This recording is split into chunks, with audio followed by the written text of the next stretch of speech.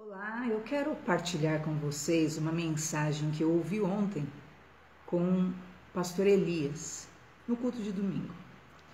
E essa mensagem que ele ministrou, como ele disse, de David Cornfield, eu julguei uma mensagem muito importante, porque eu não ouvira falar sobre perdão, sobre feridas emocionais, como nesse texto, como nesse livro do David Cornfield. E eu quero detalhar, porque eu acho que esse tipo de preleção não pode ficar só entre quatro paredes. E quero realmente partilhar com vocês. O tema seria 7 marcas de uma pessoa com feridas emocionais. Pense que você vai identificar essas marcas, porque, assim como os irmãos de José, no momento da vida, se encontraram com alguém ferido que lhes deu, agiu com agressividade, asperamente, rejeitando-os, acusando-os, e eles não entendiam por quê. Da mesma forma, essa mensagem tem esse intuito para você entender. Porque haverá momentos na sua vida que você encontrará com pessoas e você não entenderá a situação. Você fala, mas como que pode, né? E essa preleção explica claramente a respeito disso. Você que tem Bíblia e gosta de estar a par do assunto, você pode abrir em Gênesis 42. E ali demonstra a história, esse pico de transtorno que José estava. Como assim? Vamos entender a história de José. José era um menino que foi criado muito bem, ele era amado, extremamente amado. Até os 17 anos, os seus pais, principalmente o pai, o tratou com grande predileção e cuidado. Ele tinha tudo que era primordial e essencial para o desenvolvimento de uma criança. Mas ele crescera num ambiente extremamente hostil. Os irmãos o odiavam e sentiam inveja dele, e por causa disso ele era muito maltratado. Este jovem que crescera nesse ambiente hostil de um lado, odiado e muito amado do outro, ele se torna alguém adulto pelas injustiças que ele sofrera, alguém extremamente ferido. Por quê? Porque esses irmãos não ficaram só na condição de odiosos ou brigas internas, eles realmente tiveram atitudes que prejudicaram José. Depois você pode ler toda a história. Acabaram vendendo-o como escravo, jogaram ele no fundo de um poço, imagina, né? Venderam ele foi parar, se tornar um escravo no Egito, numa terra estranha. Imagina, um menino que tinha tudo, né? E ali ele acabou sendo preso, foi acusado, ele viveu situações terríveis durante a vida dele por causa de maldade alheia. E esse jovem de coração tão bom acaba se tornando alguém doente de alma. E é importante você identificar, porque às vezes você vai encontrar-se com pessoas, extremamente enfermas de alma, pessoas que você não compreende. Você vai entender os encontros que os irmãos tinham com José, eles não entendiam que tamanha loucura era aquela, que tamanho transtorno era aquele, era anormal, mas porque na verdade havia feridas não tratadas na alma de José, porque ele não perdoara tudo que passava e tinha passado no passado, tinha enfrentado no passado. E eu quero mostrar para vocês em Gênesis 42, nesse momento. Ele se encontra com os irmãos e ele não se dá a conhecer, ele finge que ele não é ele. Então a primeira marca de uma pessoa com ferida emocional, ela coloca uma máscara. Ela não se dá a conhecer, ela se protege, querendo levar vantagens. Isso está em Gênesis 42:7. Então, aparentemente, você inicialmente se encontra com essa pessoa aparenta uma coisa, mas na verdade ela está mascarada, porque ela não é aquilo que inicialmente você encontra. Há alguém por trás que realmente é essa pessoa enferma por causa daquilo que vivenciou na vida. Segunda marca dessa pessoa com feridas emocionais, ela fala asperamente, até inconscientemente. Diz então que de repente José começa a falar com aspereza com os seus irmãos. Diz assim, versículo 7, José, vendo seus irmãos, conheceu-os, porém mostrou-se estranho para com eles, e falou-lhes asperamente, e lhes disse, de onde vindes? Né? Então a pessoa do nada, ela começa com uma aspereza, com uma agressividade, e você fala, ora, né, por que razão disso? Por que essa pessoa, né, é tão rude dessa forma? Por que essa pessoa é tão agressiva dessa forma? Mas há um histórico aí de ferida emocional. Terceira marca da pessoa com ferida emocional, ela lembra do passado com dor. Então você vai ver no versículo 9 que José se lembrou do sonho que ele havia tido no passado. E ele então começa a dizer aos seus irmãos, vocês são espias, vieram aqui para ver a situação da terra? Então ele lembra do passado com dor. Imagina, queridos, ele estava há anos e anos distante da família. Na verdade, os anos, para quem ama, para quem perdoa, são suficientes, sim, para tratar algum coração, não é verdade? Mas ele estava há tantos anos, e ele naquele momento que vê os irmãos, ele ainda lembra do passado, ele lembra dos sonhos que ele teve no passado, e ele fica com mais ódio ainda. Isso é uma das marcas daquele que tem dificuldade de perdoar. Porque imagina só, se você ama alguém, você ama sua família, e anos se passam. Ora, anos depois, não estou falando de 5 anos, nem 7 anos, estou falando mais de 20 anos passaram. E mesmo assim, José ainda olhava para o passado com dor. Essa é uma das marcas da pessoa ferida emocionalmente. Porque naquele encontro, ora, o mais importante realmente era rever, saber o que estava ocorrendo, mas ele se lembra do passado com dor. Quarta característica da pessoa ferida emocionalmente, ela acusa. Então você vai ver que José começa a acusar. Ah, vocês vieram aqui, né, como espias, vocês vieram aqui para ver a nudez da terra. E ela começa a acusar coisas sem nexo, né? Imagina, você que está ali, você que é vítima de uma pessoa ferida emocionalmente, você está ali só olhando. E a pessoa começa a soltar um monte de palavras acusando, que você fala, ué, mas da onde que é isso? Né? Mas porque, na verdade, há toda uma situação espiritual e emocional não tratada. Quinta marca da pessoa que possui ferida emocional, ela rejeita. Diz o versículo 12 que ele disse, não, antes viestes aqui para espiar, né? As pessoas os irmãos tentaram dizer para ele, olha, né, não é isso, né? Nós somos todos filhos de um homem só, nós não somos espias, mas não adiantava.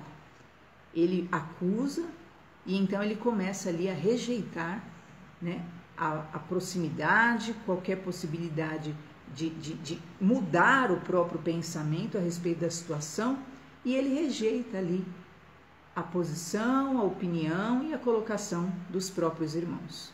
Sexto lugar, ele faz demandas, as outras pessoas têm que provar que são dignas dele. Versículo 14 em diante, você vai ver ele dizendo, é isso que eu tenho dito, vocês são espias e vocês nisso sereis provados pela vida de Faraó. Não saireis daqui até antes que o irmão mais novo de vocês vier. Então, a pessoa que ela possui ferida emocional, ela precisa que você prove, né? A lei é o seguinte: todos são inocentes até que se prove a culpa, né? Mas o ferido emocional não, todos são culpados até que se prove a inocência. Então, qualquer um que se aproxima dele não presta, né? Qualquer um que se aproxima não vale nada. Qualquer um que chega, então essa é a mentalidade da pessoa ferida emocionalmente. E há muitas pessoas, né, que ofendem, que agridem, que destroem pessoas do bem, porque na verdade estão presas em uma enfermidade da alma. Há pessoas que não conseguem se refazer sentimentalmente, emocionalmente, né? Não conseguem refazer, ter novos amigos, por causa daquilo que passaram, né, com alguém no passado. E não conseguem entender a diferença. As pessoas são diferentes e nem todos são iguais, é óbvio. Então, o que acontece? As outras pessoas têm que provar. Então, José ali, ele começa a declarar: vocês são todos espias e vocês vão ter que me provar que não são. Então, a pessoa ferida emocionalmente, ela age assim também. Vocês não valem nada, né?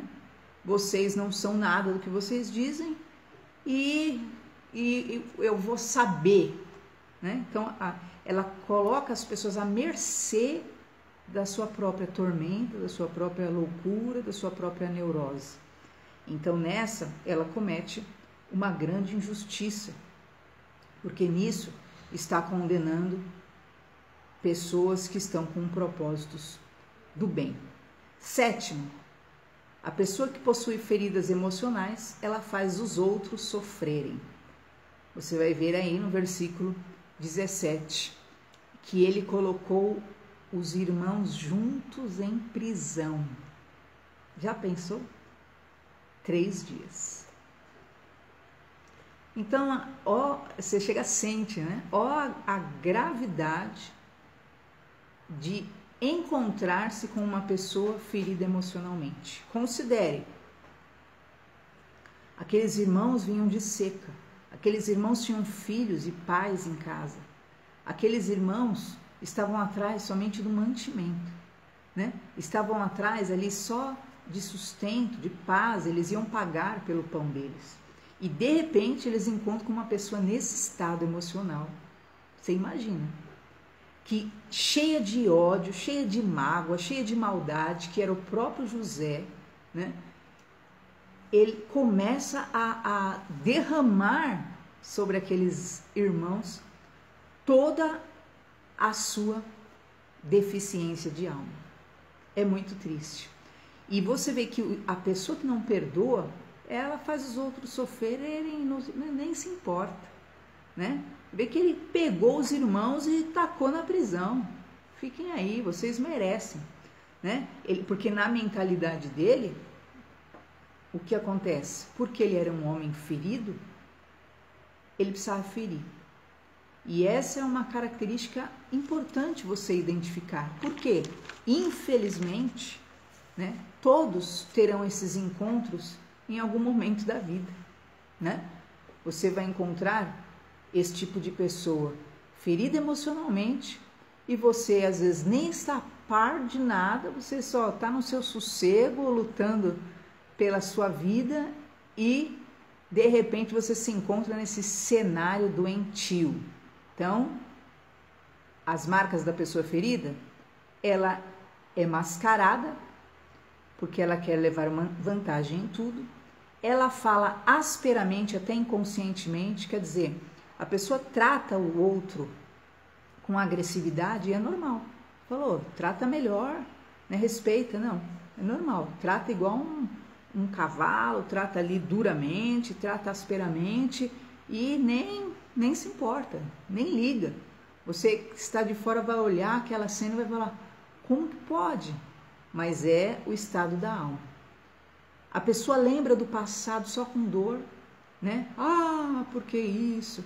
Ah, porque aconteceu aquilo? Ah, porque aconteceu aquilo outro?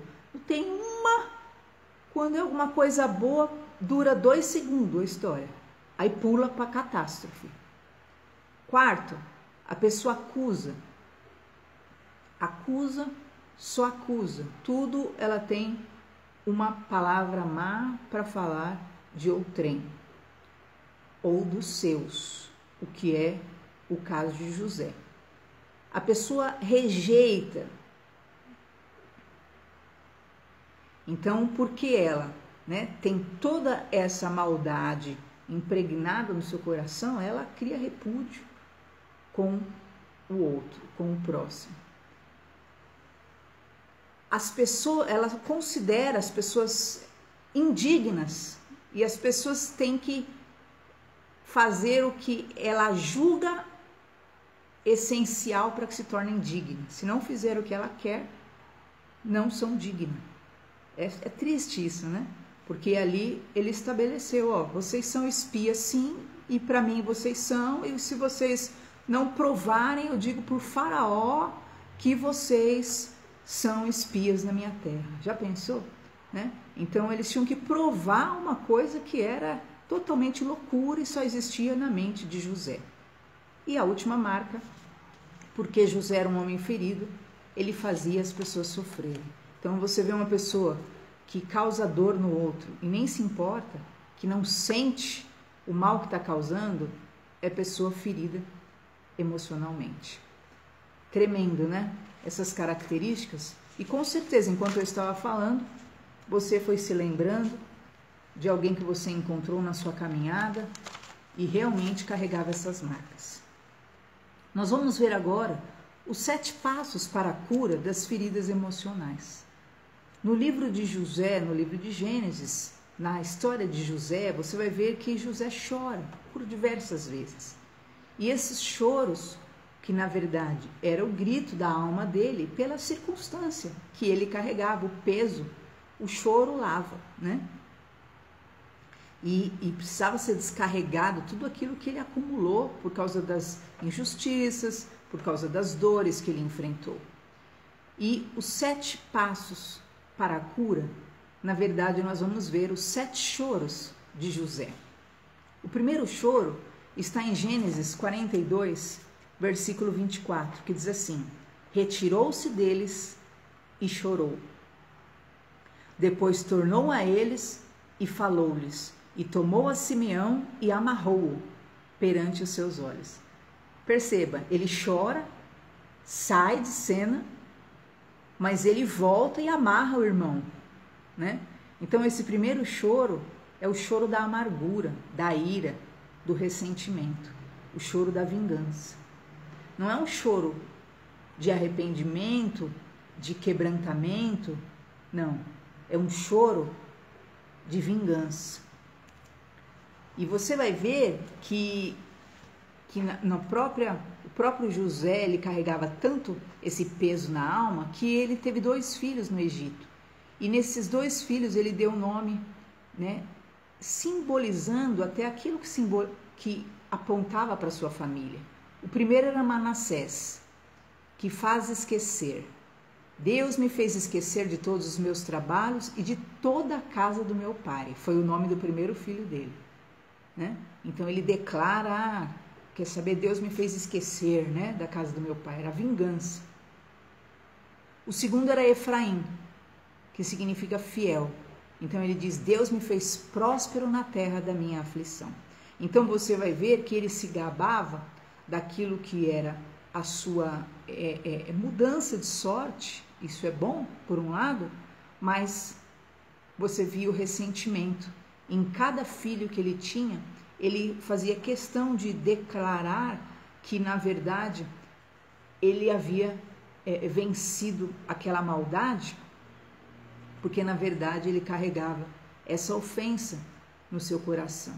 Então, a pessoa ofendida, a pessoa que carrega, na verdade, essas marcas da amargura, da ira, do ressentimento, né, do ódio, da vingança, né, tudo que ela faz é não por si mesma, não pelo seu futuro, não para a sua alegria. Ela faz para atingir alguém, né? Ah, Deus me fez esquecer a casa do meu pai. Quer dizer, é para ofender alguém, é para agredir alguém, é para atingir, é para ferir, né? Então a pessoa ela não consegue seguir o caminho dela. Ela segue, mas aí ela vai lá na frente, ela tem que cutucar, né, aquelas pessoas que ela quer ofender. Então, nós vamos ver na Bíblia 2 tipos de tristeza, que é a tristeza segundo o mundo, né, que é, na verdade, foca a si mesmo, na verdade é um remorso, traz morte, né, separação, afastamento de Deus e das pessoas, traz um peso para o indivíduo e para todos ao seu redor, e traz danos através do espírito crítico que essa pessoa se torna e destrutiva, porque a pessoa que carrega a tristeza segundo o mundo, ela carrega esse espírito crítico e destrutivo. Mas a Bíblia fala também da tristeza segundo Deus, que ela foca a Deus e ao próximo. Essa atitude é um verdadeiro arrependimento, a tristeza segundo Deus. Ela gera o quê? Salvação, integração, harmonia, reconciliação, unidade, né? Ela gera o quê? Alívio para o indivíduo e para as pessoas ao redor. A tristeza segundo Deus traz alívio. E os frutos são os frutos do Espírito, que você sabe que é amor, que é alegria, que é paz, longanimidade, bondade e todos que estão descritos em 2 Coríntios 7:11. Então, por causa da tristeza segundo o mundo, José tratou mal aos seus irmãos. Então, Gênesis 42:24, você pode ler sobre isso. Então, o primeiro choro de José foi o choro da amargura, o choro da ira, o choro do ressentimento. Ontem o pastor Elias, nessa ministração, que é a ministração de David Cornfield, ele falou algo interessante, né? Você não pode se vingar. Por quê? Só Deus pode se vingar. Por que Deus diz, a mim pertence a vingança? Porque, na verdade, só Deus conhece a história toda, né? Então, uns contam um lado, contam o que convém, o outro conta uma partezinha, conta a parte que se exalta e não conta a realidade dos fatos. Então, porque só Deus sabe toda a história direitinho e ele viu tudo, só Deus pode julgar. Então, na verdade, não adianta carregar a tristeza segundo o mundo, né? Porque ela gera remorso, é só um remorso, ela gera separação, divisão, afasta todo mundo, ela traz peso para a pessoa e para todo mundo ao redor e ela traz danos, porque a pessoa se torna uma pessoa, como José se tornou, né? Extremamente crítica e destrutiva. Ele estava num posto de governo, mas por causa da ferida não tratada, ele estava ali se tornando incapaz de ajudar até os seus, por causa daquilo que carregava no coração. O segundo choro de José está em Gênesis 43:29, é o choro do vazio, da solidão, da indiferença e do abandono. Gênesis 44:1, você vai ver que ele está ressentido ainda e ele faz seus irmãos sofrerem, né? Ele ainda realmente não se abriu para a cura.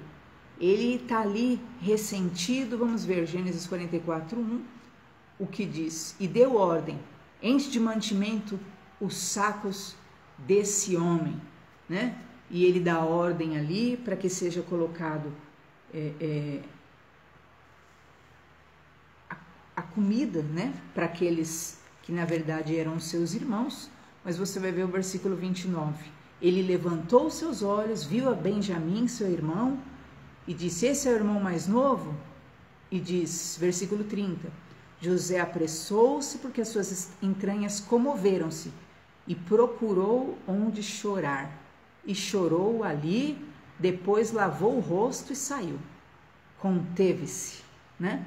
Então ele ainda está chorando ali, um choro de indiferença pelo que ele tinha passado, pelas situações de dor que ele ainda alimentava, e ele ainda chorava escondido, porque ele não era capaz, né, de assumir, de encarar a realidade. Vamos tratar a situação? Né? Era simples. Vamos tratar.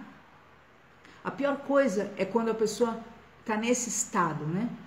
Que ela, além de tudo, é incapaz de dizer, vamos tratar, né?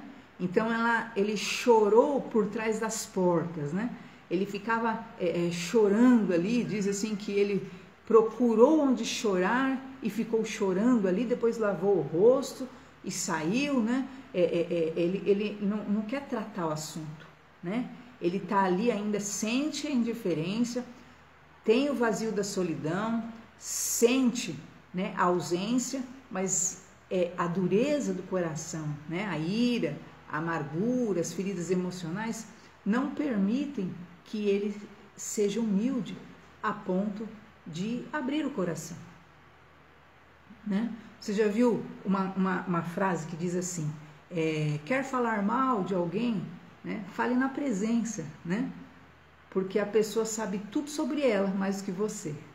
Isso é interessante, porque às vezes você quer tratar situações falando com outros. Não, se tem algo para resolver com alguém, fale com a pessoa. Né? Não adianta você ficar chorando atrás dos cantos, gritando para os outros, porque é fácil você contar uma parte da versão e não realmente tratar todo o assunto como precisa ser tratado. Então o confronto realmente é primordial para a cura daquele que não sabe perdoar, né? E, nesse sentido, a confissão. Terceiro choro, nós vamos ver em Gênesis 45, 1. O choro de liberar a dor. O choro da cura, da libertação. Gênesis 45 diz que então José foi, chamou os seus irmãos para perto de si e ali ele então se dá a conhecer. José tira a máscara. A dor foi tão profunda que os egípcios ouviram os gritos dele. José agora vê Deus claramente no meio da sua dor, transformando-a em propósito divino. Você vai ver que então, quando José tira a máscara e ele fala da dor que ele sentiu, né? Olha, é isso, eu fui ferido nisso, eu me senti atingido nisso, né? E ele pode ali ouvir, né, a versão e pode falar a sua versão. Então o que acontece? Ele se dá a conhecer, e quando ele tira a máscara, ele tem então esse choro libertador, esse choro de cura, e ele pode então ver Deus em todo aquele propósito, porque você vai ver José dizendo, não se preocupem, porque o mal que intentaram contra mim, Deus transformou em bênção. Né? O versículo 5 é muito lindo, ele diz, não vos entristeçais, não pese os vossos olhos por me haveres vendido para cá, porque para a conservação da vida, Deus me enviou adiante de vós. Perceba que José, ele então, os olhos dele se abrem. E quando os olhos se abrem, porque na verdade o coração se abriu, você passa a ver propósito em tudo, né? Não era a maldade, não era os outros. Deus tinha um propósito com a vida dele. Deus tinha aquilo a ser estabelecido. E Deus queria fazer aquilo. Quer usasse os irmãos, quer usasse quem for, né? Porque o que importava era que José chegasse ao Egito. Então, muito do problema das pessoas feridas emocionalmente é que elas não encaram a realidade, o resultado final das suas vidas, como realmente precisam encarar, né? Não, isso aconteceu porque foi necessário. Eu precisava disso. Deus permitiu eu passar por isso. Esse foi o caminho que Deus viu para me tratar nisso. Esse foi o caminho que Deus viu para me levar, né, a render-me a isso. Porque se Deus dissesse ali, talvez para o menino, né, você sozinho vai para o Egito e vai viver lá como escravo, eu vou te preparar. Imagina, nem os pais deixariam ele ir, não é verdade? Então, Deus permite muitas vezes caminhos de dor, para quê? Para nos levar ao centro da sua vontade, que é a glorificação do nome do Senhor.